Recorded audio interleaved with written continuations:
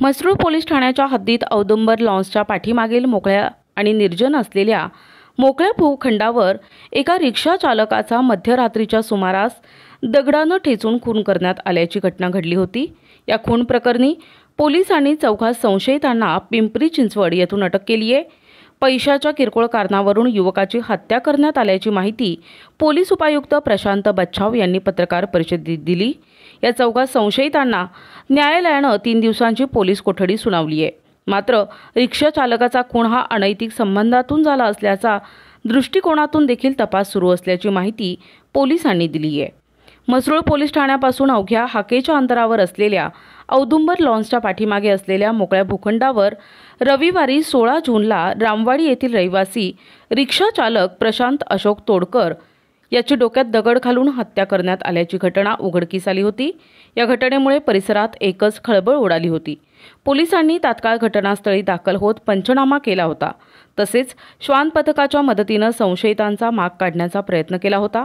मात्र पोलिसांना यावेळी परिसरातील एका सीसीटीव्ही फुटेजमध्ये एका रिक्षामध्ये 2 जण तसेच काही वेळानंतर अन्य 3 जण घटनास्थळाकडे जाताना दिसले होते।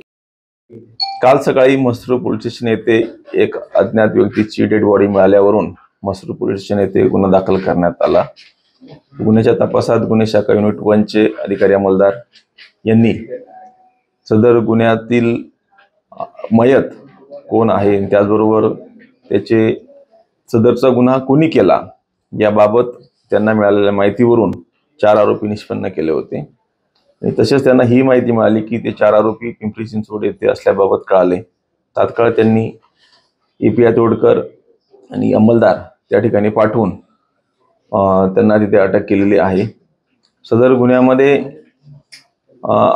आरोपी आणि मयत यांच्यात जुना वाद होता। जुन्या वादाच्या कारणावरून खून केल्याचं प्राथमिकदृष्ट्या दिसून येत आहे।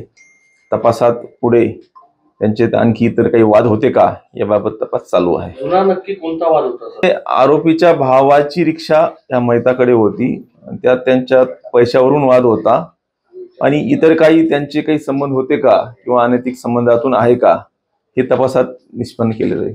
यावरून पोलिसांनी संशयितांचा माग काढण्यास सुरुवात केली होती।